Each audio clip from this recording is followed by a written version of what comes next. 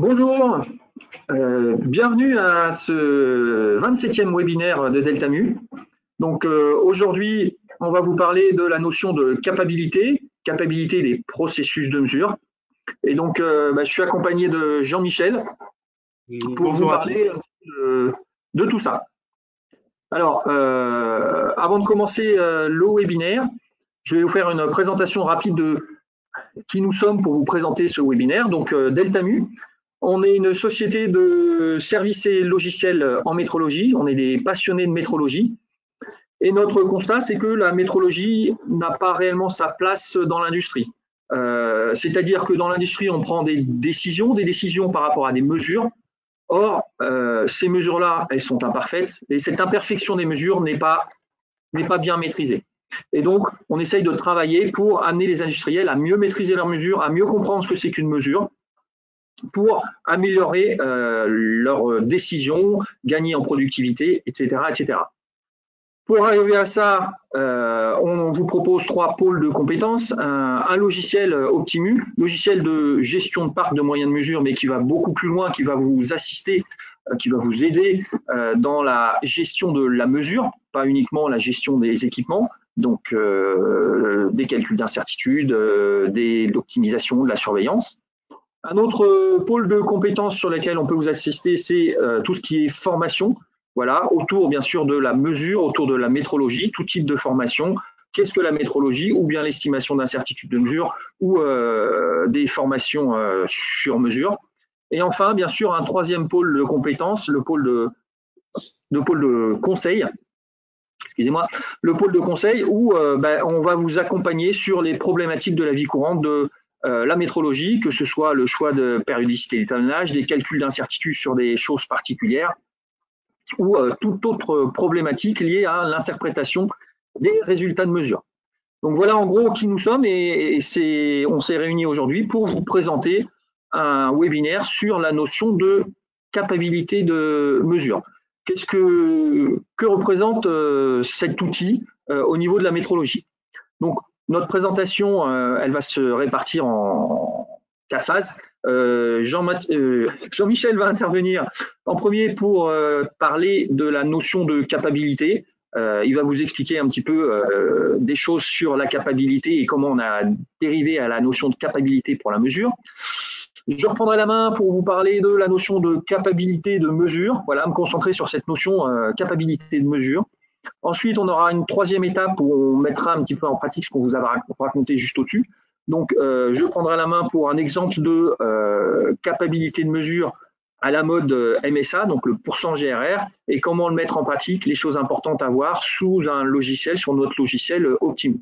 Ensuite, Jean-Michel reprendra la main pour vous présenter, pareil, un cas pratique d'utilisation de la capacité avec le coefficient implicite et la tolérance minimum vérifiable. Et on fera une petite conclusion sur ce qu'on a vu aujourd'hui. Donc, je vais laisser la parole à Jean-Michel pour vous présenter les généralités sur la capacité. Oui, merci Christophe pour l'introduction. Bonjour à tous. Ce sujet de capacité, il est vraiment au cœur et on s'en rend compte en suivant un peu les réseaux sociaux, les questions qui nous remontent. Enfin, voilà, il y a beaucoup d'interrogations, beaucoup de questions sur cette thématique. Ce webinaire va être probablement l'occasion de répondre à certaines. Évidemment, on va surveiller le chat, mais par habitude, on sait que c'est compliqué de répondre à vos questions en live. Donc, comme d'habitude aussi, les questions auxquelles on n'aura pas répondu pendant le webinaire feront l'objet d'une réponse sur notre blog smartmetrology.com. Voilà, donc vous resterez pas sans réponse, sachant que le webinaire, lui, sera disponible en replay comme l'ensemble des autres webinaires sur notre chaîne YouTube. Donc, pour revenir à cette question de la capacité, donc j'aimerais là supprimer mon…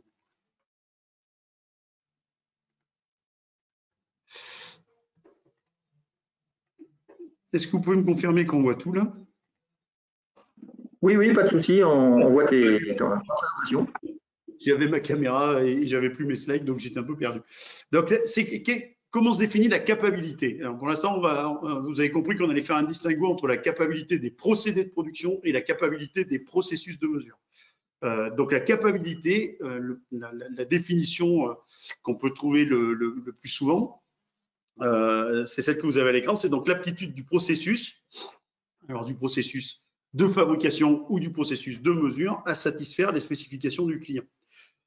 En effet, vous êtes tous des industriels. Quand on fabrique des entités industrielles, que ce soit des pièces mécaniques, des vaccins ou toute autre production en série, les procédés de production subissent des variabilités. Donc, ces variabilités viennent à la fois des matières premières, enfin ce qu'on appelle les intrants, donc tout ce qui va être commandé, acheté à l'extérieur.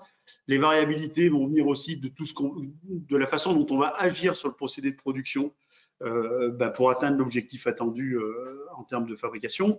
Et ce procédé-là va subir des facteurs extérieurs qui sont plus ou moins maîtrisés et qui contribuent eux aussi à finalement la dispersion des entités qui vont être produites par le procédé.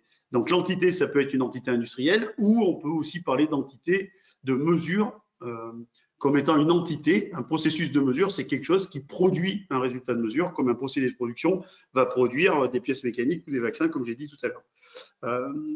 Nos clients, enfin les clients, quand un client demande des entités industrielles, il va fixer une spécification. On pourrait beaucoup s'interroger sur la façon dont on a encore aujourd'hui, enfin la façon dont on détermine ces spécifications. Donc là, dans l'exposé, on va considérer que les spécifications exigées sont des spécifications rationnelles, fonctionnelles, pertinentes. Et donc, le producteur des entités doit atteindre cet objectif, à savoir fabriquer ces entités dans un intervalle de tolérance. Cet intervalle de tolérance, il est défini par une limite inférieure de la spécification du client et une limite supérieure de la spécification du client. Donc, l'objectif de la capacité ou de l'étude de la capacité d'un processus ou d'un procédé de production, c'est de s'assurer que la dispersion inexorable des produits qu'il va réaliser reste dans l'intervalle de tolérance spécifié par le client. C'est important de comprendre, mais vous le savez tous, que évidemment, quand je fabrique des milliers ou des dizaines de milliers de bouchons de stylo, ils ne sont pas tous rigoureusement identiques les uns les autres. On va, à cause de toutes les dispersions qu'on voit ici sur notre synoptique, on va avoir des bouchons qui eux-mêmes vont avoir une dispersion. Alors très souvent, dans la culture générale industrielle, on voit cette dispersion comme une loi normale. D'accord, c'est une loi de probabilité. Donc la loi normale qu'on a ici, si tant est que la loi soit réellement normale de notre procédé de production, c'est si on était capable de mesurer toutes les entités qu'on a sans erreur, toutes les entités qu'on a réalisées, on se rendrait compte qu'il y en a qui sont plus petites que d'autres, que majoritairement elles sont plutôt au centre de cette distribution. Et donc cette loi normale matérialise, symbolise, caractérise la loi de probabilité du procédé industriel. C'est ce que va être capable de faire mon procédé industriel à partir du moment où il restera sous maîtrise.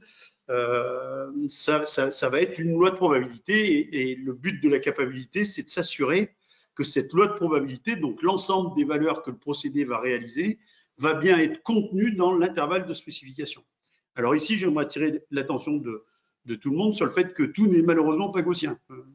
Donc dans le monde théorique, tout est gaussien, on s'amuse bien avec des lois normales et on manipule ça à longueur de journée. Ce qui est vrai pour les procédés de production, c'est vrai aussi pour les processus de mesure. Les incertitudes de mesure ne sont pas toujours gaussiennes. Elles sont ce qu'elles sont. Elles peuvent être décrites par une loi de probabilité et cette loi de probabilité n'est pas nécessairement une loi normale. Donc dans l'inconscient collectif, dans la pratique, on considère que tout est gaussien, mais on peut très bien imaginer des lois de probabilité d'un procédé qui soit un truc comme ça. On appellera ici cette représentation une loi empirique. Donc notre loi de probabilité, là, elle est matérialisée par un histogramme, mais elle peut être aussi comme ça ou elle peut être comme ça. Rien ne garantit que la loi de probabilité du procédé de production soit gaussienne. Donc toute l'étude, toute notre capacité à nous, métrologues, et tout le service qu'on peut rendre aux industriels, et donc à nos patrons, enfin, à vos patrons, c'est d'être capable justement de décrire cette loi de probabilité de ce qu'on est capable de produire pour ensuite s'assurer que cette loi de probabilité permet de satisfaire l'exigence du client. Donc là, je vais passer en mode donc vous me confirmez là que vous me voyez bien en mode création? Et en mode édition, on voit ton PowerPoint en mode édition, c'est ça. Ok, très bien. Donc en fait, vous voyez notre loi de probabilité là. Donc bon, si j'avais mis ça, est-ce que je peux enlever le commentaire? Attention. Voilà. Donc cette loi de probabilité dont je viens de parler, celle-ci qui est la loi de probabilité du procédé, la question de l'étude de la capacité d'un processus, d'un procédé de production, c'est de savoir si elle va être contenue ou non dans l'intervalle de tolérance. Et on voit donc qu'il se pose deux questions. La première question, c'est la question de la dispersion. C'est-à-dire que si ma loi de probabilité de mon procédé de production disperse plus que la tolérance exigée par le client, je vais évidemment créer inexorablement des entités non conformes. Je ne vais pas pouvoir toutes les arrêter, ces entités non conformes, parce qu'à un moment, il faudrait toutes les mesurer et il faudrait toutes les mesurer sans erreur pour être capable d'enlever les entités non conformes de la production pour ne livrer que des conformes à notre client. Donc on sait très bien que ce n'est pas possible de tout mesurer, sauf cas exceptionnel des fabrications de faible quantité. Mais dès qu'on est dans des séries moyennes ou des grandes séries, on ne va pas pouvoir le faire et de toute façon, on ne pourra pas mesurer sans erreur. Donc la première des questions, c'est est-ce que la dispersion naturelle de mon procédé de production est capable de fabriquer, enfin de tenir l'exigence de mon client. Donc, cette première démarche, ça va être de s'assurer que la dispersion du procédé de production est bien largement inférieure à la tolérance exigée par le client, de manière à savoir que même si on bouge un peu dans la spécification, les entités qu'on va produire seront conformes. Ce concept de dispersion en cohérence avec l'exigence du client, c'est la MSP, donc la maîtrise statistique des procédés, ou SPC, le terme anglais pour dire la même chose, Statistical Process Control, a inventé, enfin a mis au point, a inventé, a donné un indicateur qu'on appelle le CP. Et donc ce CP, qui se calcule simplement par l'intervalle de tolérance que le client exige divisé par 6 fois l'écart type du procédé de production, sous-entendu procédé de production ayant une loi de probabilité gaussienne. Donc ce 6 écart type correspond à un niveau de confiance de 99,73%. Ben, on va travailler sur ce CP et exiger de la part du client que le CP soit à un niveau de performance tel qu'on garantit au client qu'il n'y a pas de, que la loi de probabilité du procédé ne va pas déborder de l'intervalle de spécification. Donc assez classiquement, on exige que le CP soit supérieur à 1, voire à 1,33. On ne va pas rentrer dans les détails de ce que signifient ces chiffres, mais derrière ce chiffre-là, il y a finalement une possibilité pour le client de recevoir des pièces non conformes. Et à partir du moment où il a fixé un CP qui est respecté, ben, ça veut dire que quelque part, il accepte cette possibilité de se voir livrer des pièces non conformes. Évidemment, le CP ne suffit pas à décrire le risque. Parce qu'imaginons ici, là, dans cette configuration-là, je vois que j'ai un CP qui est très très bon parce que ma dispersion est toute petite devant l'intervalle de tolérance. Je peux même le faire comme ça. Donc là, vous voyez, mon CP est très très bon. Néanmoins, si en moyenne, je fabrique ici, eh ben, j'ai 50% de mes pièces qui vont être non conformes. Donc le CP ne suffit pas à garantir la conformité finale des entités livrées. Parce que le CP va nous dire oui, ce procédé, dans sa dispersion, peut fabriquer des entités, peut produire des entités qui sont conformes à l'exigence du client, donc à la tolérance. Néanmoins, il faut s'assurer que ma fabrication ne va pas être trop décentrée, parce que si elle est trop décentrée, elle va finir par produire des entités non conformes, malgré le fait qu'elle ne disperse pas beaucoup.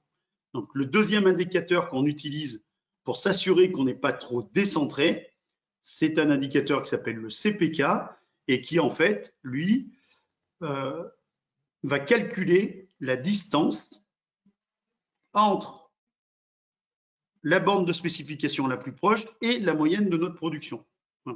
Et donc, cette distance-là, elle doit être suffisamment grande par rapport au sigma de notre production pour garantir que le décentrage éventuel du procédé ne va pas générer trop de pièces non conformes, c'est-à-dire qu'on ne va pas trop déborder d'un côté ou de l'autre de la spécification grâce au fait que notre moyenne est suffisamment décalée de la borne pour ne pas nous mettre en danger. En gros, le CPK se calcule comme étant la démine. Alors, la démine, c'est quoi? C'est la distance la plus petite entre celle-ci, que je matérialise à l'écran là par cette flèche, c'est la distance à la borne la plus proche en fait. Il y a deux distances aux bornes.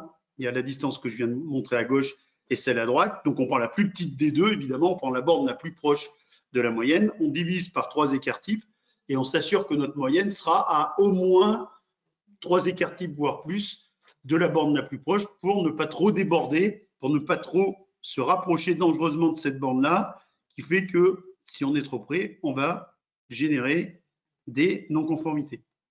Donc, les notions de CP et de CPK, c'est des notions de dispersion pour le CP et de décentrage pour le CPK. Et le client va pouvoir contractuellement exiger des valeurs spécifiques pour le CP et pour le CPK de manière à contenir le taux de non-conforme qui devrait lui être livré si on respecte la règle qui a été proposée. Évidemment, pour déterminer ces indices CP et CPK, il va falloir faire des analyses sur la production. Donc, on va prélever des entités produites, on va mesurer les caractéristiques qui sont à réaliser, donc les caractéristiques qui correspondent à l'intervalle de tolérance dont on parle depuis le début.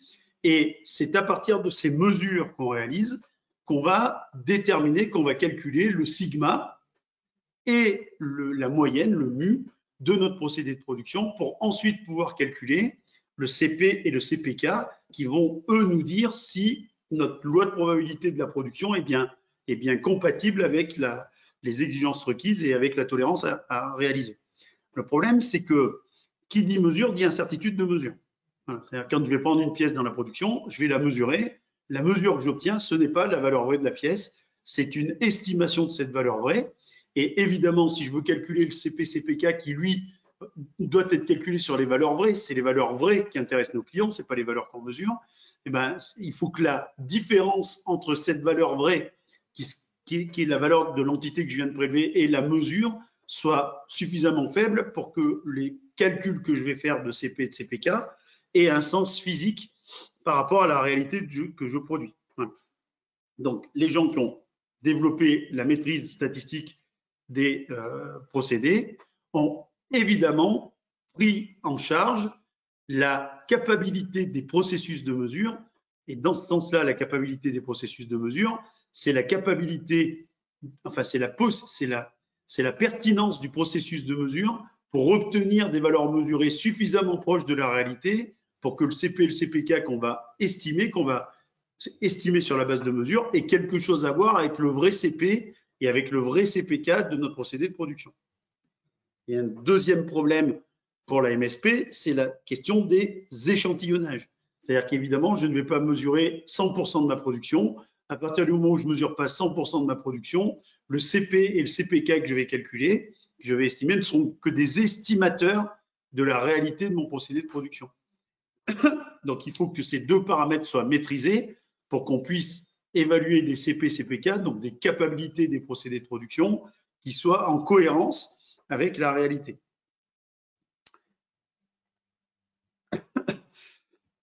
Donc, la maîtrise de la qualité des mesures, je viens de le dire, c'est ce qui a conduit à parler de capacité des processus de mesure. Il faut bien comprendre que le concept de capacité des processus de mesure, il est directement associé initialement avec le concept de capacité des procédés de production.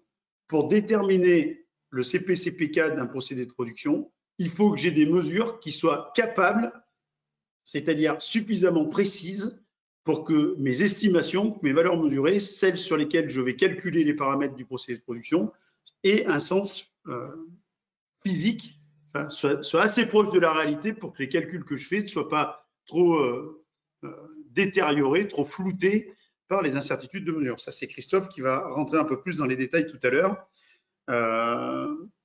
pour expliquer quelles sont les conditions que les normes, enfin que les techniques qui traitent de cette question de la capacité des processus de mesure à destination de l'étude de capacité des procédés de production, ben, quelles sont les spécifications et les exigences requises pour faire tout ça. Malheureusement, on a pu constater il y a déjà longtemps un glissement sémantique que je dénonce depuis de nombreuses années, et où on a voulu passer du concept de capacité des processus de mesure pour évaluer la capacité des procédés de production à la capacité des processus de mesure pour déterminer la conformité d'une entité. Et ça, on va le voir avec Christophe et on le verra en conclusion, ça n'a absolument aucun sens, puisque si on peut donner des critères pour un processus de mesure qui observe une dispersion d'un procédé de production, c'est pas du tout le même problème que de donner des critères pour un processus de mesure qui observe une entité sortie de nulle part. Donc, si je prends une entité sortie de nulle part, je ne suis plus du tout dans le contexte de voir la dispersion d'un procédé de production. J'ai cette entité-là et est-elle conforme ou non? La notion de capacité, même si si on en use et qu'on en abuse encore aujourd'hui dans ce contexte-là, n'a pourtant absolument aucun sens. Donc là, je vous ai mis dans le PowerPoint qui vous sera fourni un lien vers une conférence que j'avais proposée en 2007 dans le cadre du Congrès international de métrologie à Lille. Donc, vous pourrez retrouver tous les arguments que j'avais développés à l'époque pour dire que ce n'était pas satisfaisant et que ce n'est pas comme ça qu'il fallait faire. Par chance, on a désormais une norme très puissante dont Christophe va nous parler et qu'on en réabordera en conclusion, donc le guide 98-4, qui, elle, permet effectivement d'avoir une stratégie cohérente pour déterminer la conformité d'une entité, voilà, sachant les erreurs de mesure. Et là, on est loin de cette notion de capacité que maintenant Christophe va nous décrire. Christophe, je te rends la main. Merci Jean-Michel. Alors, je reprends la main. Voilà, donc normalement, vous devrez voir apparaître mon support. C'est bon. Et donc, merci pour cette introduction. Donc, moi, je vais commencer à aborder la notion de capacité, effectivement, limitée à la notion de capacité des mesures, processus de mesure ou équipements. Donc, je vais vous proposer une définition. Qu'est-ce que la capacité de mesure? Ensuite, on a défini ce que c'était qu'une capacité de mesure. Quels sont les indicateurs de cette capacité qu'on peut trouver dans différentes normes? Et enfin, quel sens, Jean-Michel en a déjà parlé, quel sens on peut donner ou ne pas donner à ces indicateurs? Alors, excusez-moi, je reprends la main, c'est tout bon. Voilà, alors, capacité dans la mesure. Une capacité, comme l'a dit Jean-Michel, on veut voir si on est capable par rapport à quelque chose. Par rapport à ce sur quoi on veut définir qu'on est capable, c'est notre processus de mesure, c'est surtout notre dispersion de mesure. Donc la notion de biais dans la capacité, elle apparaît pas. C'est vraiment, on veut observer la dispersion de mesure par rapport à ce qu'on souhaite faire. Et comme l'a dit Jean-Michel, ce qu'on souhaite faire, ça peut être du suivi de production, du pilotage de production, ou ça peut être la déclaration de conformité. Donc, dans notre définition de capacité, il faut bien comprendre ces deux concepts, la dispersion de mesure et ce qu'on souhaite mesurer. Alors, au niveau de la dispersion de mesure, quand on regarde un petit peu qu'est-ce qu'on a à notre disposition pour exprimer la dispersion de mesure, on a différents outils, on a l'écart type, on a l'étendue, on a l'incertitude de mesure, l'incertitude élargie à 95%. Donc effectivement, quand on va utiliser des outils de capacité, il faut bien savoir quel outil de dispersion on va utiliser. Et au niveau de la dispersion qu'on va caractériser, il faut bien comprendre, est-ce que c'est la dispersion uniquement de l'équipement de mesure? Est-ce que c'est la dispersion du processus de mesure? Donc effectivement, derrière cette notion de dispersion, faut faire attention à ce qu'on met derrière. Ça peut forcément avoir un impact sur l'indicateur qu'on va choisir et l'interprétation de l'indicateur. Donc, on a différentes formulations de cet élément-là. Après cette dispersion-là qu'on a qualifiée, on va essayer de la comparer à ce qu'on veut faire avec. Comme l'a dit Jean-Michel, au départ, la notion de capacité, elle a été faite pour du pilotage de production. Je veux être capable de voir ma production. Donc, effectivement, quand je vais comparer ma dispersion, je vais la comparer à ma dispersion de production. Il faut que ma dispersion de mesure soit faible, petite, par rapport à ma dispersion de production. Donc ça, c'est la première chose à laquelle on peut comparer notre mesure. Mais avec le glissement sémantique dont a parlé Jean-Michel, il y a une autre approche qui est un petit peu apparue. On s'est dit, quand on fait de la mesure, c'est aussi pour déclarer la conformité. ben, on va essayer d'utiliser un outil similaire, capabilité, et là, ce qu'on va essayer de prouver, c'est est-ce que notre mesure, elle est suffisamment performante par rapport à des tolérances. Et on verra, ce n'est pas tout à fait non plus la même interprétation du paramètre indicateur. Donc, vous voyez, rien que sur la définition dispersion par rapport à ce qu'on souhaite mesurer, il y a des choses à comprendre et bien savoir ce qu'on utilise quand on fait une capabilité. Alors, quand je regarde dans la littérature, j'ai pris trois grands types d'indicateurs de capabilité. Je dirais les plus courants, ceux que j'ai rencontrés les plus souvent. Hein. Il n'y a pas que cela. Et donc, je vais un petit peu vous parler de ces différents indices en reprenant ce que j'ai raconté juste avant. Alors, l'indice de capabilité, on va dire le plus classique. Indice de capabilité le plus simple, c'est la capabilité en tolérance par rapport à l'incertitude de mesure. Alors attention, là derrière, il y a toujours une confusion sur le terme tolérance. Hein. Là dans ma formule, le terme tolérance, c'est l'intervalle de tolérance, c'est la dispersion totale à laquelle je souhaite comparer mon incertitude de mesure. Et l'incertitude de mesure, je la multiplie par 2 parce que je veux être cohérent. Là, j'ai une étendue, l'incertitude, c'est un plus ou moins, je la multiplie par 2 pour avoir une étendue. Donc là, c'est une capabilité où, au dénominateur, ce que je veux mesurer, c'est une tolérance, et l'information que j'ai sur ma mesure, c'est une incertitude de mesure. À partir de là, j'ai une capabilité. On verra après les chiffres qu'on peut mettre derrière, quelle est la valeur de capabilité qu'on souhaite mettre derrière ça.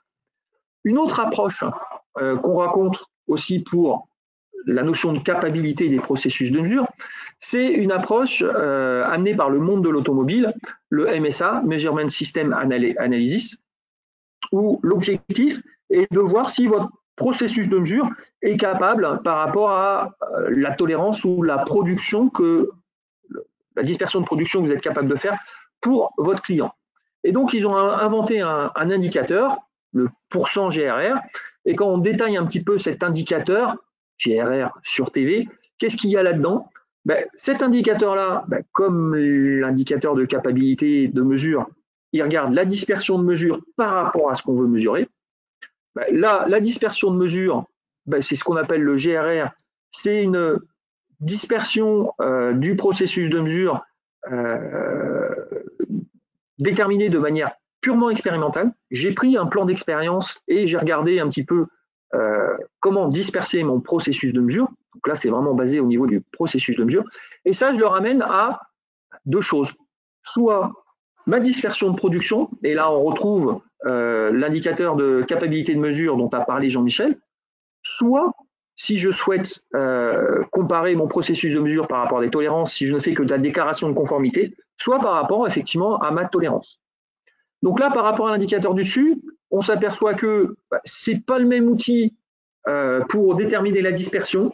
Là, ce n'est pas de l'incertitude de mesure, c'est un outil purement expérimental, donc c'est de la dispersion court terme. Il n'y a sans doute pas toutes les sources de dispersion, ce n'est pas exactement une incertitude de mesure. Et par rapport à ce que je compare, ce que je veux mesurer, j'ai les 2 choix, par rapport à ma production ou par rapport à mon intervalle de tolérance. Vous comprenez bien que ces 2 outils, le CM et le pourcent GRR, je ne vais pas interpréter les résultats de la même manière, bien que tous les 2 soient des indicateurs de capacité de mesure, dispersion de mesure, par rapport à ce que je veux observer. Et enfin, le dernier indicateur que je souhaite présenter rapidement, c'est un indicateur qu'on trouve dans une norme ISO 22514-7 et qui est comparable. Ils se sont inspirés l'un l'autre, le VDA5. Alors le VDA5, c'est pareil, c'est issu du monde de l'automobile allemande, qui a défini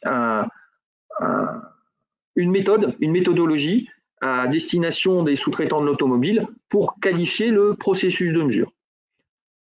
Et donc, le VDA5 reprend quelque part la même idée que l'indice de capacité présenté en premier. On regarde l'incertitude de mesure par rapport à la tolérance. Là, ce que j'ai à dire par rapport à ces 3 indicateurs, c'est que déjà, vous remarquez que ce sont tous des indicateurs, mais le rapport n'est pas forcément dans le même sens. Là, la capacité, dans les 2 extrêmes, la capacité, c'est plus elle est grande, plus ma mesure est négligeable par rapport à ce que je veux observer. Là, j'espère avoir une grande capacité. Donc, là aussi, j'espère avoir une grande capacité, une incertitude de mesure petite par rapport à une tolérance grande. En revanche, pour le MSA, le pourcent GRR, l'indicateur, il est dans le sens inverse. C'est-à-dire que au dénominateur, j'ai mis ce que je veux obtenir, l'intervalle, ce que je veux observer, enfin ce que je cherche à comparer, l'intervalle ou ma production, et au numérateur, j'ai mis effectivement ma dispersion de mesure.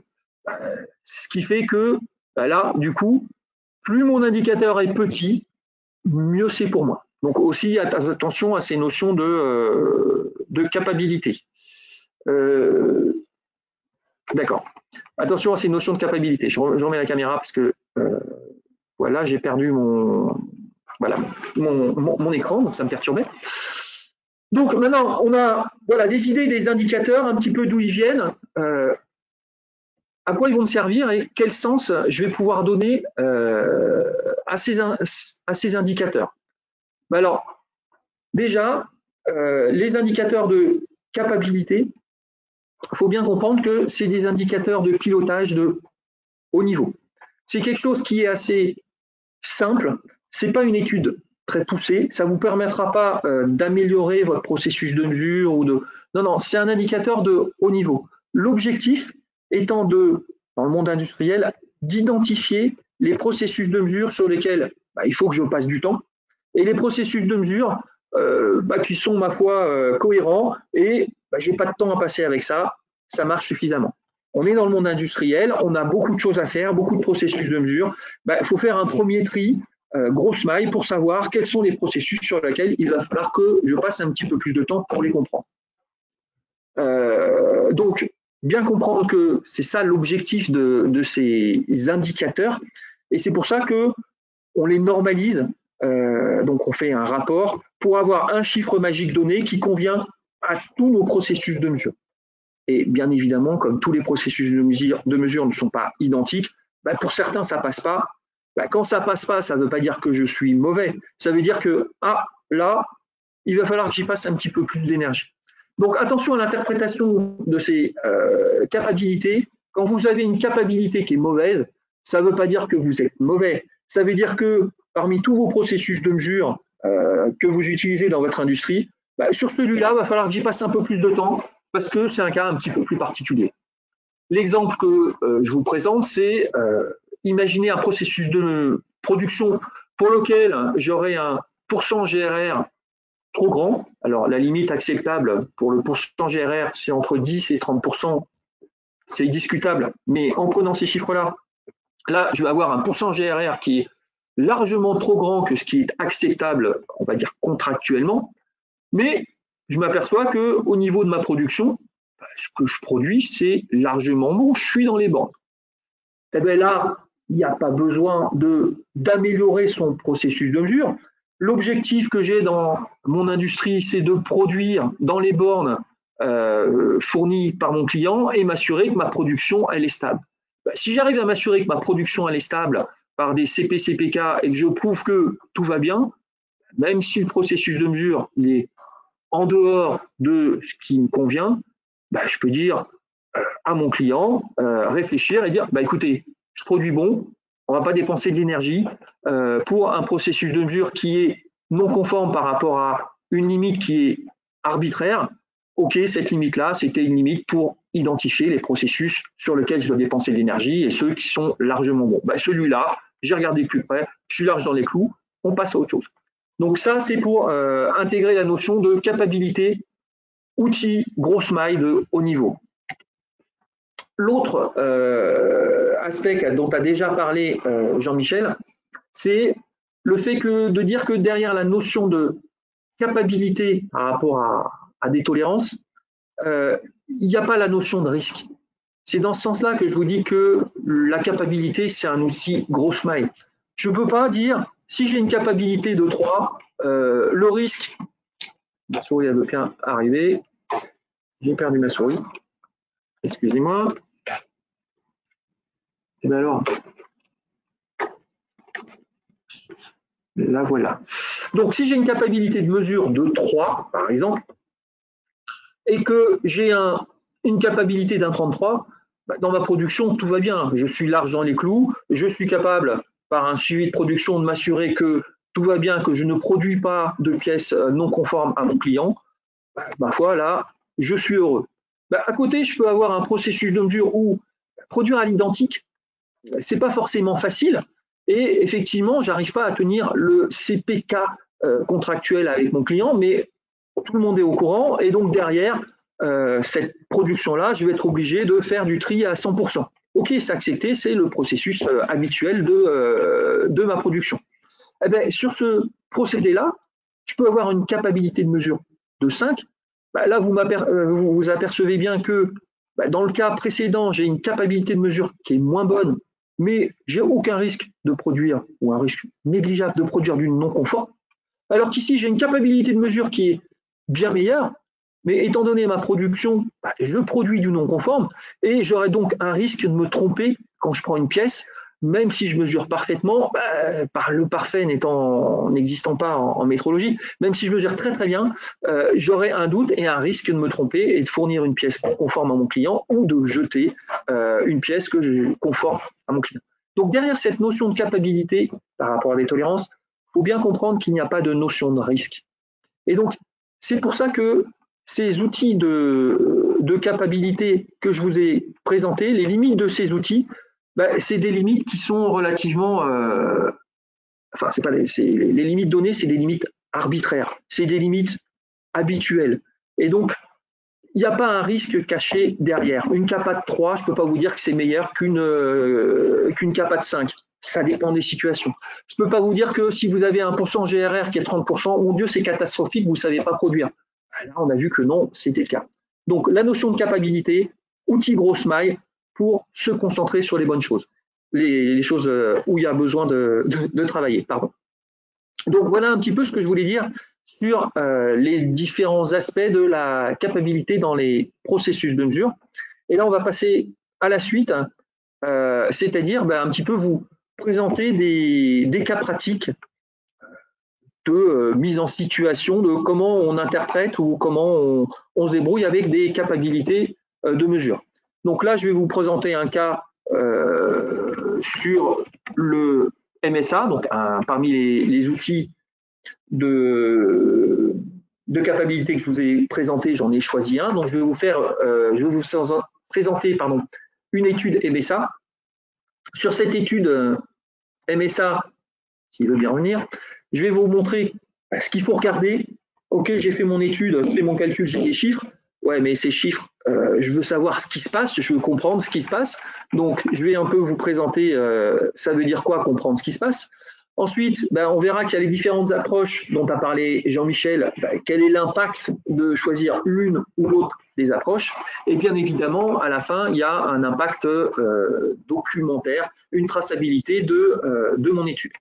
Alors, pour faire ça, je vais utiliser un logiciel. J'utilise notre logiciel Optimu. Pour ceux qui ne le connaissent pas rapidement, Optimu, c'est un logiciel de gestion de la métrologie, de gestion des moyens de mesure dans l'entreprise. Bien sûr, une base de données des différents moyens de mesure, dans quel état ils sont, etc. Mais aussi beaucoup d'outils pour vous aider à interpréter cette gestion, à interpréter les moyens de mesure. Donc, moi, je vais prendre un instrument, je vais prendre un instrument dans ma base. Voilà. Excusez-moi. Donc, je vais prendre par exemple un pied à coulisses. Donc, Optimu vous fait la liste des équipements avec l'identification des équipements, des différents équipements que j'ai dans ma base, leur état, les interventions périodiques que je fais, le résultat des interventions. Voilà, donc j'ai un équipement le pied à coulisses et cet équipement, il est intégré dans un processus de mesure pour lequel j'aimerais, on me demande de faire une étude MSA. Donc cet équipement-là, je vais aller faire une étude MSA sur cet équipement-là.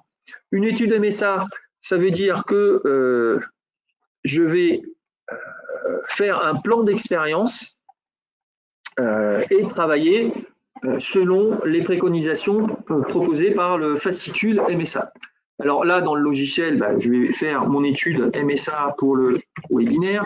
Cette étude, là, je vais le faire sur un équipement. On va prendre le pied à coulisses que je viens de définir. Donc, bien évidemment, là, je remonte toutes les informations. OK, vous faites une étude MSA sur le pied à coulisses. Cette étude MSA, je vais paramétrer le type d'étude que je vais faire. Déjà, s'assurer que je suis bien à la 4e édition. Je vais faire une étude classique. Et là, on va retrouver les informations que je vous ai données. Dire, est-ce que je fais une étude par rapport à la tolérance? Est-ce que je fais une étude par rapport à la dispersion de production? Dans un premier temps, je vais faire la dispersion de production. J'ai un plan d'expérience, donc je vais identifier le nombre d'opérateurs qui vont travailler, le nombre de pièces que je vais prendre et le nombre de répètes. Et enfin, je vais définir les limites de capacité que je peux prendre. Ensuite, je fais mon plan d'expérience et je vais rentrer les données. Donc là, plutôt que de rentrer les données, j'ai préparé un fichier Excel. Imaginez que vous avez fait votre étude en production et on vous fournit les résultats de cette étude. Je vais bien ouvrir les résultats de cette étude. Voilà, j'ai 3 opérateurs qui ont travaillé. Chaque opérateur a fait des mesures sur les 10 pièces. Et ça, c'est les 3 répétitions de l'opérateur 1 sur la pièce 1. Donc ça, c'est mon plan d'expérience que j'ai réalisé et qu'on va essayer d'analyser, voir ce qui se passe dans cette affaire-là. Donc, je rentre mon équipement et je vais faire mon calcul MSA.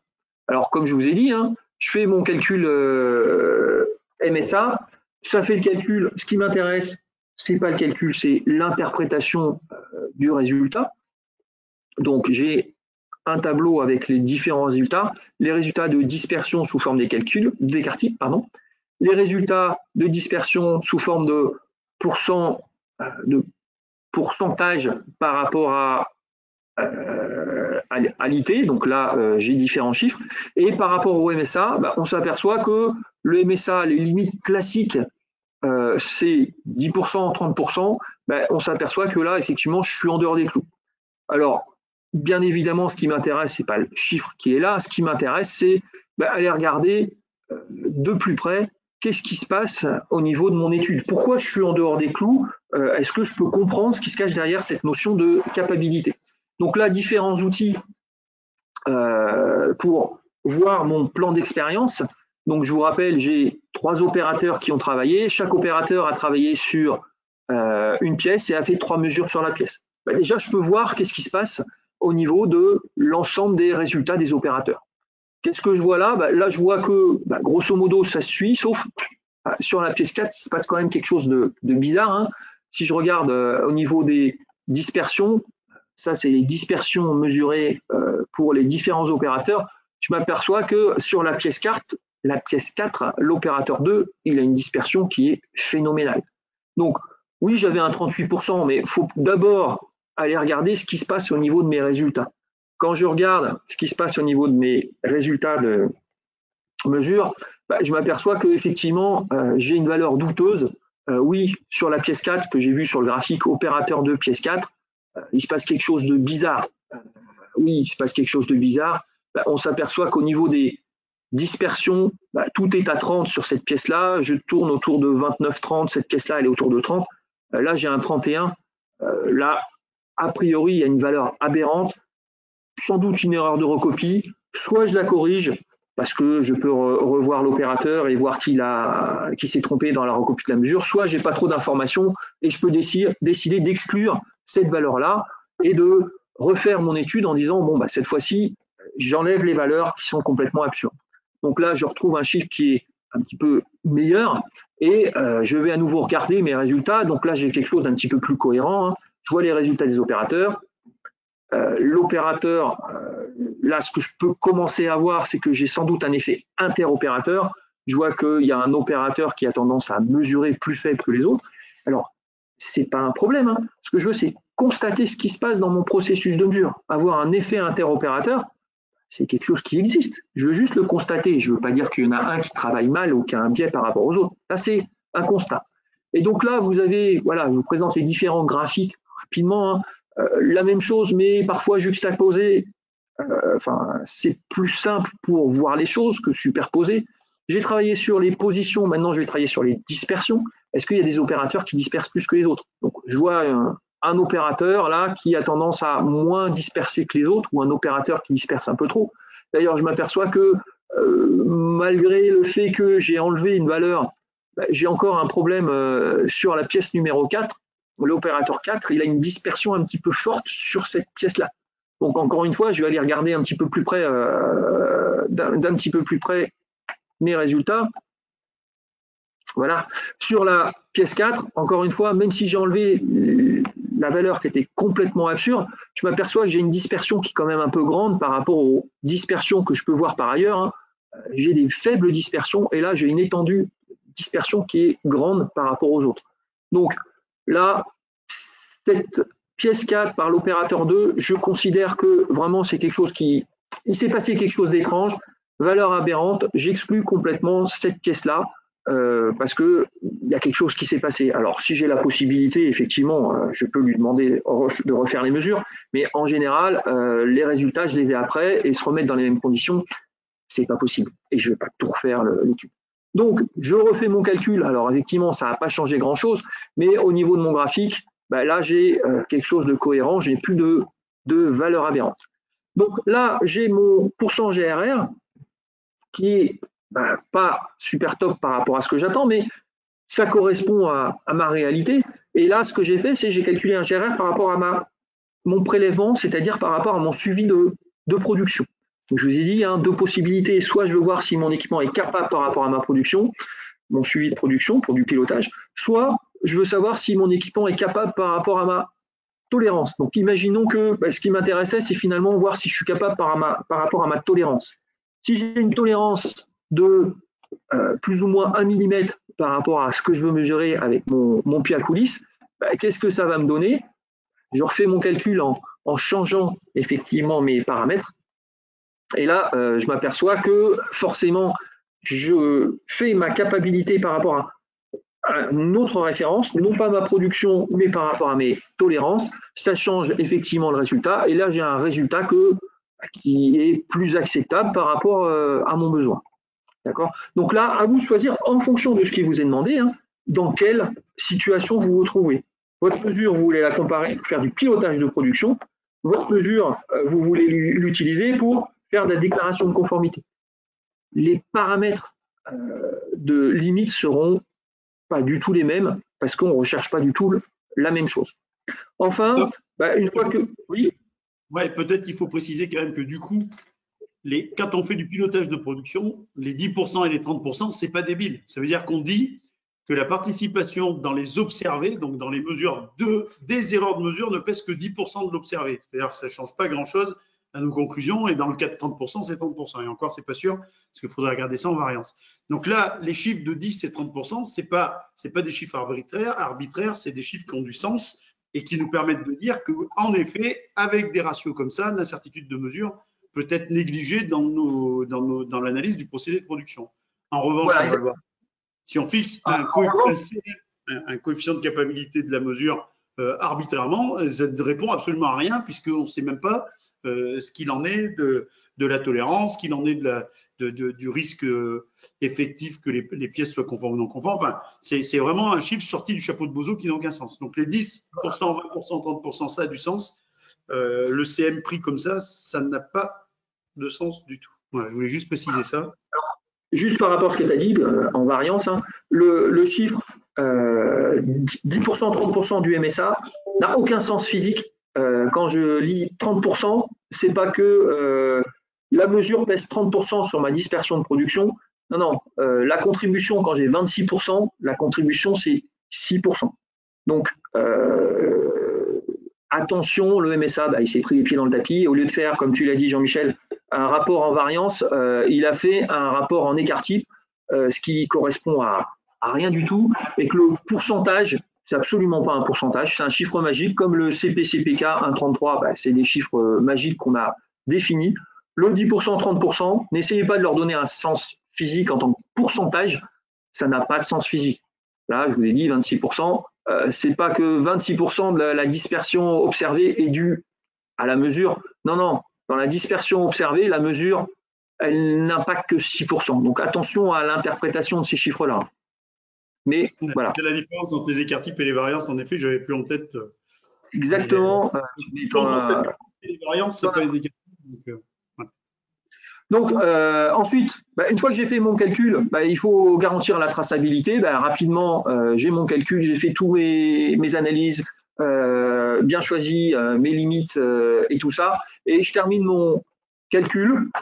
Quand je termine mon calcul, je garantis une certaine traçabilité. Effectivement, l'instrument sur lequel j'ai travaillé, je m'assure que, OK, sur cet instrument-là qui est dans mon processus sur lequel je devais faire une étude MSA, il y a une étude qui a été faite, elle est utilisable et je peux remonter à l'étude et garder une traçabilité sur ces éléments-là. Donc voilà un petit peu ce que je voulais dire sur faire une étude, c'est pas juste calculer un chiffre magique, il y a plein d'étapes, il y a à comprendre, il y a à choisir et il y a à garder la traçabilité. Voilà pour ce que je voulais raconter sur mon exemple pratique. Je vais laisser la parole à Jean-Michel pour parler de son cas, de son cas pratique. Jean-Michel, je te rends la main au niveau du contrôle. Ça marche. Donc là, maintenant, on revient sur le même slide que toi, c'est ça? C'est ça, on le voit, c'est bon. Alors voilà, le titre de cette série, c'est pour ceux qui y tiennent. J'étais obligé de commencer comme ça. Cette notion vraiment de capacité, là, on vient de le voir. Quand on s'intéresse à savoir si le processus de mesure peut observer ou non un procédé de production, on compare la dispersion des mesures à la dispersion du procédé de production. Alors, le chiffre qu'on met, il est forcément un peu arbitraire. Est-ce que 10, 11, 12 ou 8, peu importe, mais on sait au moins ce qu'on regarde. On veut s'assurer qu'on est capable de voir le procédé de production. Quand il s'agit juste d'avoir une entité, par exemple, dans le cadre d'un laboratoire d'étalonnage qui fait une vérification sur un pied à coulisse, j'ai ce pied à coulisse-là, la notion de capacité, c'est-à-dire le ratio entre l'EMT du pied à coulisse ou la classe du pied à coulisse et 2 fois le grand U à 95%, alors là encore c'est sous réserve de normalité, cette capacité, donc ce coefficient qu'on choisit, il est tout droit, je redis, il est tout droit sorti du chapeau de Bozo. Enfin, je vous invite à regarder le lien dont j'ai parlé tout à l'heure sur la conférence de 2007.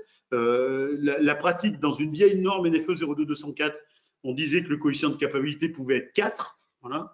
En gros, on fixait l'idée qu'il y avait un ratio entre la tolérance à vérifier et l'incertitude de mesure, et on disait s'il n'y a pas d'accord client-fournisseur autour de ce ratio, alors on pourrait prendre 4. Et la norme de mémoire, elle est annulée maintenant, précisait que oui, mais 4, si c'est trop, alors on peut prendre 2. Ça veut dire qu'on pouvait prendre toutes les valeurs entre 4 et 2 aussi. Et là, on comprend bien que c'est vraiment, c'est très arbitraire. Ça n'a pas beaucoup de sens. Ceci dit, une fois que ce coefficient de capacité est fixé, moi j'aime bien raisonner avec l'inéquation que vous avez sous les yeux dans votre sens. En gros, la capacité, il faut que le processus de mesure respecte IT sur 2U plus grand que le coefficient de contractuel. Et vous voyez que du coup, on peut traduire cette équation en disant que la tolérance que j'ai le droit de vérifier avec un instrument de mesure, ça va être 2 fois grand U fois la capacité qui a été contractualisée avec nos partenaires. Et ça me paraît plus pertinent que de déclarer la conformité d'un pied à coulisse par rapport à une norme.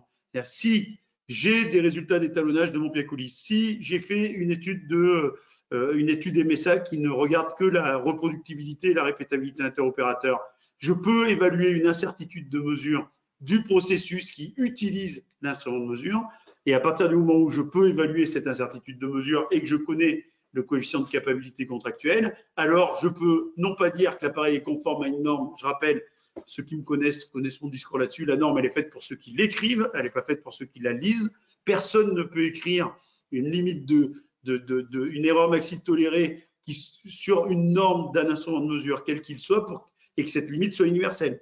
Les instruments de mesure sont utilisés dans des contextes différents, avec des enjeux différents. Il ne peut pas y avoir une norme universelle qui fixe une limite. Donc, quand j'ai fait l'étalonnage de mon instrument, si j'ai fait une étude de capacité, si je fais un calcul d'incertitude, sachant cette relation, je peux non pas dire qu'il est conforme à une classe, mais à partir de quelle tolérance, à partir de quelle IT, je peux utiliser ce processus de mesure pour déclarer ma conformité, ou en tout cas pour prendre une décision. Donc toute la question, donc cette IT, c'est ce que moi j'appelle la tolérance minimale vérifiable.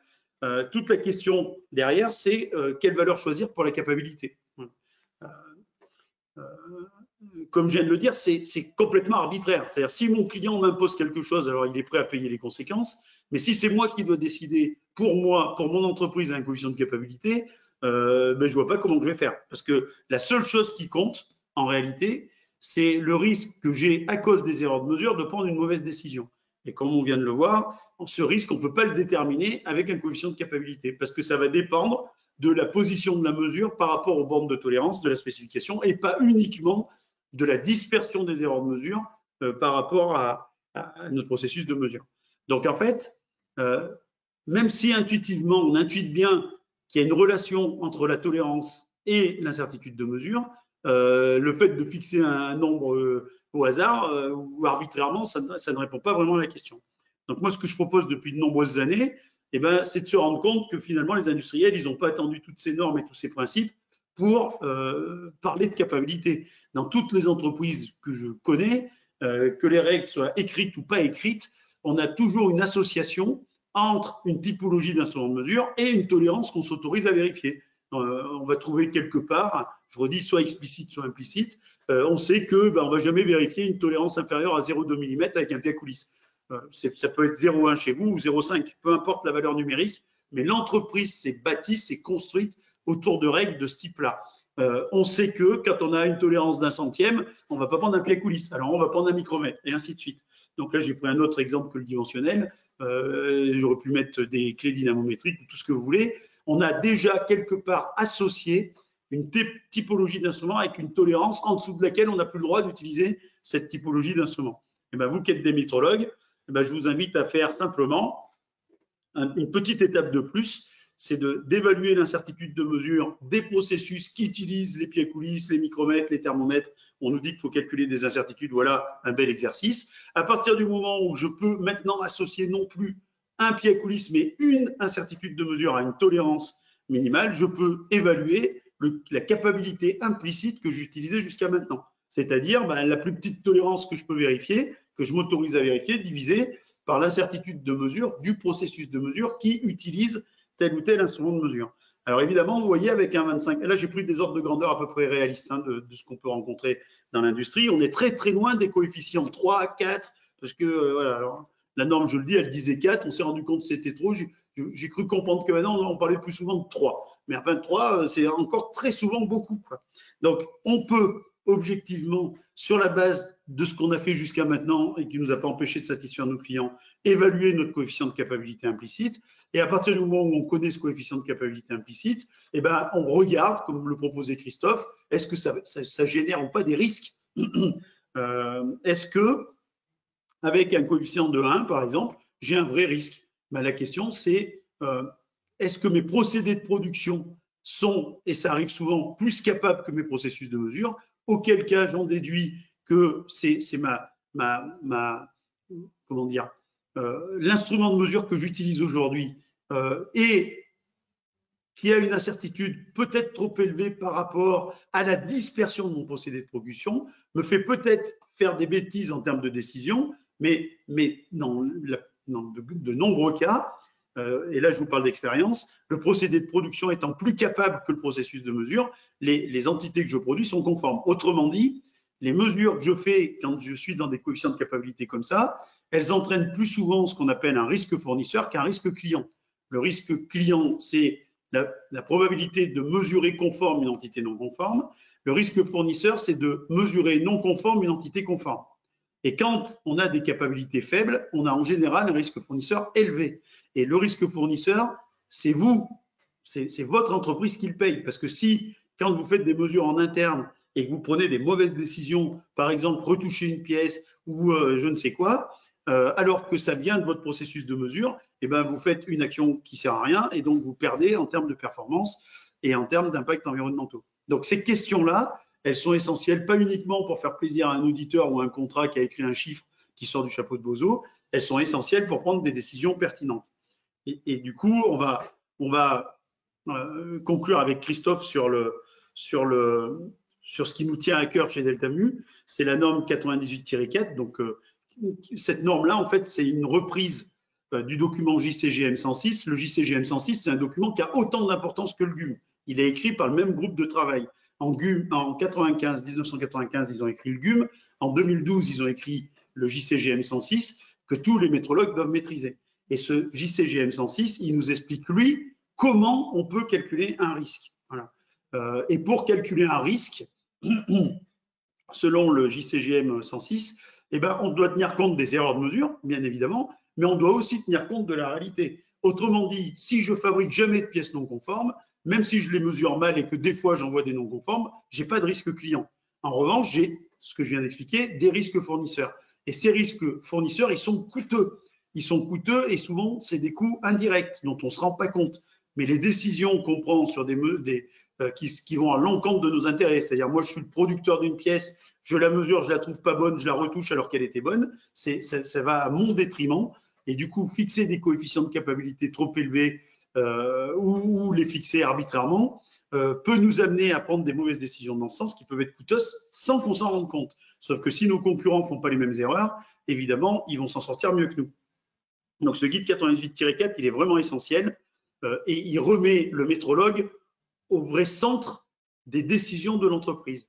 Regarder une incertitude de mesure uniquement par rapport à une tolérance, ce qu'on fait classiquement quand on parle de capacité du processus de mesure, c'est passer à côté de l'essentiel. Parce que ce que vous vendez à vos clients, ce n'est pas les mesures que vous faites, c'est les entités que vous produisez. Donc, le métrologue doit participer à la connaissance de ces procédés de production.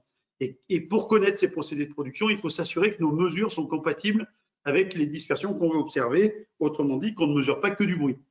Ça, c'est les vrais enjeux. Et je redis en conclusion que si vous tenez absolument à parler de coefficient de capacité pour les capacités des processus de mesure, je vous invite à réfléchir autour de cette solution du coefficient de capacité implicite qui vous coûtera moins cher, qui vous fera faire moins de bêtises que de prendre un coefficient non maîtrisé qui peut amener à d'énormes erreurs et d'énormes conséquences financières. Christophe, si tu veux. Non, je te suis. Hein. Moi, pour un autre aspect de conclusion, c'est la capacité, c'est pratique, mais c'est du grosse maille.